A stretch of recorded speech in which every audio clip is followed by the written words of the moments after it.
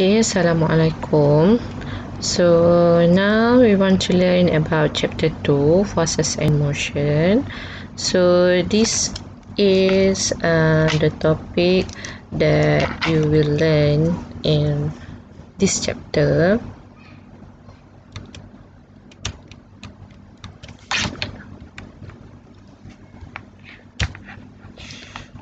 Okay, so dalam chapter 2 kita ada linear motion. So linear motion, distance, displacement, speed and velocity cikgu dah explain dalam introduction to physics. Okay, chapter 1. So sekarang ni nak membezakan di antara average speed dengan average velocity. So average speed kita kena ambil total distance travel. Okay, over total time taken. Okay, untuk velocity kita kena ambil untuk velocity formula dia adalah displacement over time. Okay, so kita try example 1. So example 1, an aeroplane fly towards the north. Okay, fly towards the north with a velocity 300 km per hour in 1 hour. Then the plane moved to the east with 400 km per hour in 1 hour. So total time kita dah dapat 2 hours. Okay, so A, what is the average speed? So average speed adalah distance over dengan time. So distance maksudnya jarak keseluruhan lah. So 300 plus 400. So we will get 700. Okay, over 2 hours. So the answer is 350 km per hour. Okay, next untuk B, average velocity. So average velocity kita kena ambil displacement. So nak dapatkan displacement 300, 400. So we will get kita kena buat theorem Pythagoras. So kita akan dapat 500 km. So 500 over 2, so we'll get the answer 250 km per hour. Okay, next untuk linear motion kita akan belajar untuk dapatkan nilai initial velocity, final velocity, time, acceleration. So kita ada 3 kaedah untuk mencari initial velocity, final velocity, acceleration. Okay, yang pertama adalah kita dengan menggunakan ticker timer. Okay, ticker timer. Okay, yang ni adalah ticker tape. Okay, so ticker tape. Okay, ticker tape. So, dekat atas ticker tape kita akan nampak dot-dot ni kan. So, dot. Okay, dot. So, satu ni kita panggil dot. Okay, bila di antara satu dot dengan satu dot, maksudnya ada 2 dot, kita panggil one tick. Satu dot ni kita panggil one tick. Okay. So, dalam masa 1 second, dalam masa 1 second, 1 saat, kita akan dengar 50 tick. Maksudnya dalam 1 second saja, so kita akan dengar 50 tick. Okay, so kita nak dapatkan satu tick tu berapa second. So daripada situ kita buatlah 1 bahagi dengan 50. So kita akan dapat 0.02 second. So yang ni makin ingatlah. Untuk satu tick equals to 0.02 second. Okay, so macam mana kita nak membezakan ticker tape untuk mencari velocity dengan ticker tape untuk kita cari acceleration? Kalau velocity, dia punya tick tu, jarak di antara tick tu sama. So yang ni kita boleh terus ambil velocity lah. Tetapi kalau acceleration, perbezaan dia adalah kalau kau tengok dalam satu strip, okay, dekat sini bahagian dekat-dekat, tik-tik ni dekat-dekat. Ni tik-tik ni jauh-jauh. So kalau nampak macam ni, maksudnya kita kena cari acceleration. Kalau nampak yang sama distance dia, so kita boleh cari velocity. Okay. So, sekarang ni kita nak tengok. Okay, kita nak analyse. So, analyse. Macam mana kita nak analyse? Okay, first, kita kena tengok distance. Kan, distance. So, distance dia sama. Kan, jarak dia sama je. Okay, contohnya, sini 5 cm. Sini pun 5 cm. Okay, so kena ingat kalau macam ni jarak dia adalah sama.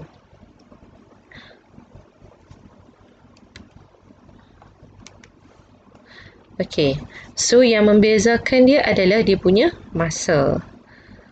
Okay, kenapa masa dia berbeza? So kita tengok dekat sini ada berapa tick. Ingat tick antara dia mestilah between two dot.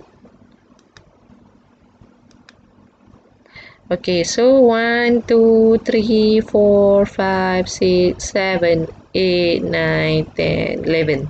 So kita ada 11 tick. So 11 tick times 1 tick equals to 0.02 second. Okay, so yang ni sama juga, jarak sama. So masa dia 1, 2, 3, 4, 5. So we have 5 tick. So 5 tick times 0.02 second. Okay. So yang ni adalah slow moving. Kenapa slow moving? Maksudnya jarak. Okay, jarak dia sama. Maksudnya daripada rumah saya nak pergi ke rumah jiran. Okay. Kalau ikut langkah saya besar-besar lah. Macam ni. Kan? Laju. Tapi kalau anak saya langkah kecil-kecil. So maksud dia slow lah kat sini. Faham kan? Walaupun distance dia sama, jarak daripada rumah saya ke rumah jiran sama. Tapi kalau saya jalan fast moving, kalau anak saya kira ni kita anggap sebagai tapak dia. So anak tapak dia mestilah perlahan. Okay. So next kita nak analyse pula. Yang ni kita panggil ticker chart. Okay, ticker chart. Okay, so ticker chart ni, dan kena ingat ticker chart ni dia sama. Kalau contohnya kalau kat sini ada 10 tick, sini pun kena ada 10 tick, 10 tick, 10 tick, 10 tick, 10 tick. Sama. Kalau sini ada 6 tick, 6 tick, 6, 6, 6. Okay, dia mesti sama. Okay, time mesti sama. Okay, so yang ni macam ni kita nak tengok, kita kena bergantung kepada arrow. So kalau arrow macam ni, maksudnya yang ni akan keluar dulu. Okay, maksud keluar dulu tu maksudnya kalau kita anggap langkah. Okay, mula kita langkah pendek. Okay, langkah kita pendek. Langkah kita pendek. Lepas tu makin lama, langkah kita makin besar. Okay, maksudnya kita makin laju lah. Kan? Tetapi kalau macam ni, maksudnya yang ni keluar dulu. Maksudnya mula kita langkah besar. Besar. Makin lama, langkah kita makin kecil. Maksudnya dia adalah decreasing velocity. Yang ni increasing velocity. Okay, so kita tengok soalan berkenaan dengan ticker chart. So, the frequency of ticker timer use is 50 Hz. 50 Hz tu maksudnya in 1 second dia akan buat tick sebanyak 50 kali. So dia adalah 50 Hz. So each section has 11 dot. Okay, so bila 11 dot dia sama dengan 10 tick. Okay, so 10 tick. So ingatlah 10 tick, 10 tick, 10 tick, semua 10 tick. Okay, so kita jawab A dulu. What is the time between two dots? Two dots equal to 1 tick. So 1 tick, 1 times 0.02 second. So kita akan dapat 0.02 second lah. Okay, untuk B, what is the time for 1 strip? So ingat, 1 strip kita ada 10 tick. Okay, so 0.02 times 10. So kita akan dapat 0.2 second. Maksudnya satu ni, okay, 0.2 second. 0.2 second, 0.2 second. Okay. Next, untuk C, what is the inertial velocity? So, inertial velocity ni adalah strip yang pertama. Okay, so kita labelkan sebagai U. So, nak dapatkan U velocity, formula velocity adalah distance bahagi dengan time. So, distance, kita tengoklah ni, sini. Kan? So, distance dia adalah 2 cm. Okay, so 2 cm. Over time kita ada berapa? So time kita sini kita dah tahu dah ada 10 tick times dengan 0.02 second. So kita akan dapat 0.2 second sahaja. So jawapan dia adalah 10 cm per second. Okay, next. Untuk D, what is the final velocity? So final velocity kita ambil yang di hujung sekali. So yang ni adalah V, final velocity. So formula untuk velocity distance over time. So distance equals to 12 cm over 0.2 second. Macam mana dapat 0.2 second? Okay, satu tick sama dengan 0.02 second. So kita dah 10 tick, so 0.2 lah. So the answer is 60 cm per second. Okay, next adalah kita tengok F. What is the acceleration? So acceleration, formula untuk acceleration is V minus U over T. So V adalah final velocity minus initial velocity over time. So tulis baliklah. Final velocity 60 minus initial velocity over time dia. Wajib ni adalah dalam dia punya formula. So kita kira ada berapa strip. Strip kita ada 11. So 11 kena minus dengan 1. So darab dengan 1 strip sama dengan 0.2. So total kita akan dapat 25. Acceleration dia adalah 25. Okay, next kita nak tengok pula, selain daripada dengan menggunakan 3 timer tu, kita nak dapatkan final velocity, initial velocity dengan acceleration. Untuk linear motion, kita juga boleh menggunakan formula. So kita ada 4 formula di sini. Okay, so formula so kena hafal lah ini formula ni. So kat sini dia dah ada initial velocity. Kamu nak detect dia, tengok dia punya unit velocity. Final velocity pun sama, ms -1. Untuk time taken wajib dalam second. Kalau minutes pun kena tukar dalam second. Displacement dalam sentimeter. Okay,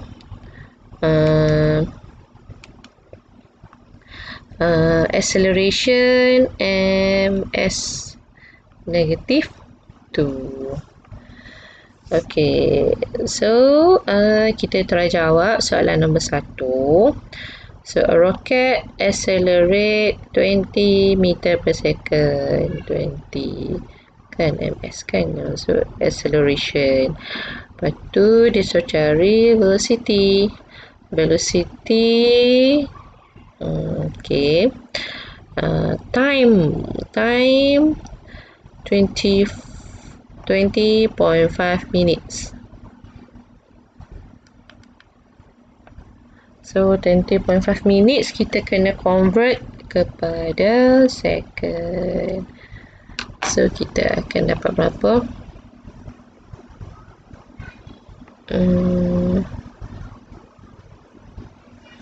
Kita akan dapat dalam second 150 second. Okay, lepas tu U initial velocity 3000. Okay, so kita boleh tengok persamaan yang kat sini. So V equals U plus 80. Sebab dia tak ada S kan, so yang ni tak boleh ambil. Ni pun tak boleh ambil, ni pun tak boleh ambil. Okay, so tulis formula AD. Okay, U kita adalah 3000 plus acceleration kita 20, T kita 150. So kita akan dapat 6000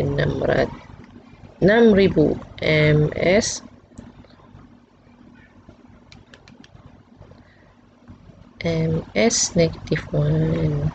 Okay. Okay, next kita boleh gunakan juga motion graph. Okay, next kita nak tengok adalah inertia. So inertia mesti ada perkataan tendency of an object to remains at its position. Okay, untuk cuba mengekalkan kedudukan dia sama ada dalam keadaan rest ataupun moving. Okay, tendency of an object to remains at its position, whether it is at rest or moving. Okay, maksudnya adalah, okay, kita bagi contoh. Tengok ada dua ni kan. Okay, first tengok bas yang tengah bergerak. So bila bas tengah bergerak, kita yang di dalam pun kita akan, maksudnya kita pun akan bergerak, bukan bergerak, cuba mengekalkan bergerak. Okay, lepas tu bila lampu merah, bas berhenti. Okay, so badan kita akan terkedepan. Maksudnya kita cuba untuk mengekalkan kedudukan kita yang tengah bergerak ke depan tadi. Okey, kalau tengok yang kedua, okey, dah berhenti kan? So bila dah warna hijau, okey, tadi kita dalam keadaan berhenti. So bila bas nak bergerak ke depan, kita automatik akan ke belakang. Disebabkan kita cuba untuk mengekalkan kedudukan kita at rest. Tadi kan kita at rest bila lampu merah. So bila lampu hijau, bas bergerak, kita try untuk mengekalkan kedudukan asal kita dalam keadaan untuk tidak bergerak. Okay, sebab tu kita ke belakang. So inertia ni adalah Newton first law of motion. Okay, so untuk inertia juga, dia adalah yang kena ingat adalah relationship between inertia and mass. So kena ingat, the larger the mass, the larger the inertia. Okay, example-nya adalah kalau mass dengan inertia. So kalau macam orang yang kurus dengan orang yang berbadan besar. So kalau kedua-duanya tengah berlari, okay, so cikgu panggil. So yang kurus tu lagi cepat datang kepada cikgu berbanding dengan orang yang badan besar ni. Kan bila cikgu panggil, dia akan makan masa lah sikit. Dia akan nak ambil masa untuk kepada cikgu. Tu maksud dia. Okay, so yang ni adalah contoh-contoh inersia. Okay, next kita move kepada momentum. So what is momentum? Momentum is the product of mass and velocity. Okay, so momentum maksudnya benda yang tengah bergerak. Benda yang tengah bergerak mesti ada mass bergerak benda kan. So velocity bergerak. So yang ni unit untuk yang ni adalah simbol untuk momentum. Okay, mass darab velocity. So mass unit dia adalah kilogram, velocity unit dia adalah ms-1. Okay, so ada prinsipal dalam momentum. So prinsip dia adalah the principle of conservation of momentum. Okay, maksudnya total momentum before equals to total momentum after. Okay, so kita ada dua jenis collision. Okay, ni senang sikit tengok. So yang pertama kita ada elastic collision, yang kedua kita ada inelastic collision. So cara mudah untuk ingat elastik ni maksudnya elastik benda yang boleh bounce. Bounce tu maksudnya tak melekat lah. Bila M1 berlanggar dengan M2, dia akan terpisah. Tu elastik. Elastik kan dia tak akan bercantum. Tapi kalau inelastik, maksudnya dia tak elastik. Bila M1 berlanggar dengan M2, dia akan bercantum. Tu maksud dia. Okey, so daripada sini kita boleh buat persamaan. So total momentum before equals to total momentum after. Okey, M1 inilah kan, M1 darab dengan U1. Macam ni. Okey, next plus M2 times U2. Okey, equals to M1 V1. V tu final velocity. M2 V2. Okay. So, bear in mind, di dalam momentum, mass tak berubah.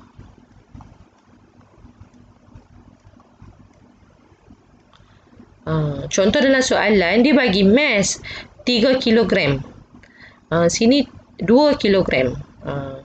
Selalunya yang akan berubah initial velocity dengan final velocity saja.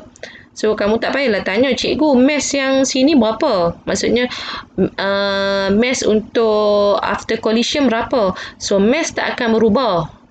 Maksud cikgu adalah, kalau macam kita terlanggar, contohnya macam cikgu lah. Okey, bila cikgu terlanggar dengan dinding, mass cikgu tak akan berkurang.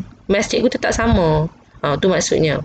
Mass tak akan berubah. Yang berubah hanyalah velocity. Okey. So, yang ni adalah inelastic collision. So, inelastic collision, ingat inelastic dia akan bercantum. Okay, so kita buat formula dulu. M1 U1. Okay, darab ni. Okay, plus M2 U2 equals to. Okay, disebabkan dia bercantum, mestilah dia hanya ada satu velocity saja. Maksudnya dia bergerak sekali. So, M1 dengan M2 bila bercantum, dia hanya akan ada satu saja velocity. Inilah velocity-nya. Okay, next. Momentum ni ada 3 kan? Elastik, inelastik dengan explosion. Okay, untuk explosion, tengok before explosion, both object stick together and at rest. After collision, both object move at opposite direction. Okay, so kalau kita nak ni, kita buatlah macam selalu. Macam formula M1, U1. Itulah M1, U1. Yang ni sebab dia combine kan. So, dia stick together. M1 plus M2. Sebab stick. Okay, bercantum. Okay.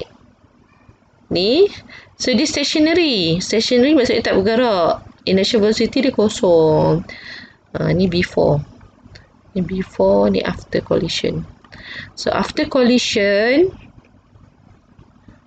M1, tengok M1 dengan negatif V1. Maksudnya, bila mula-mula, untuk explosion, mula-mula dia akan stick together. Tapi tak bergerak. Okey, lepas tu selepas explosion, okey, satu bergerak ke belakang, satu akan bergerak ke depan. Maksudnya opposite direction. So, yang ni kita akan dapat M1, M2, V2.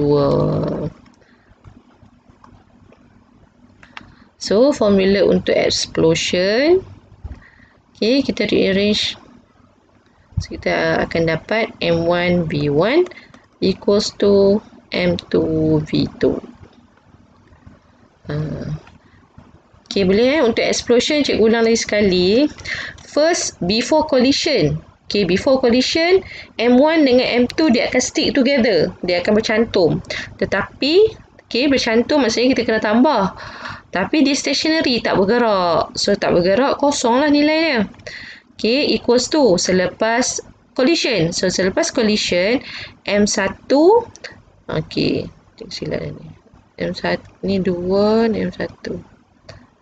Okay. So, maksudnya kalau satu ke depan, satu lagi akan ke belakang. So, ada negatif, ada positif kat sini.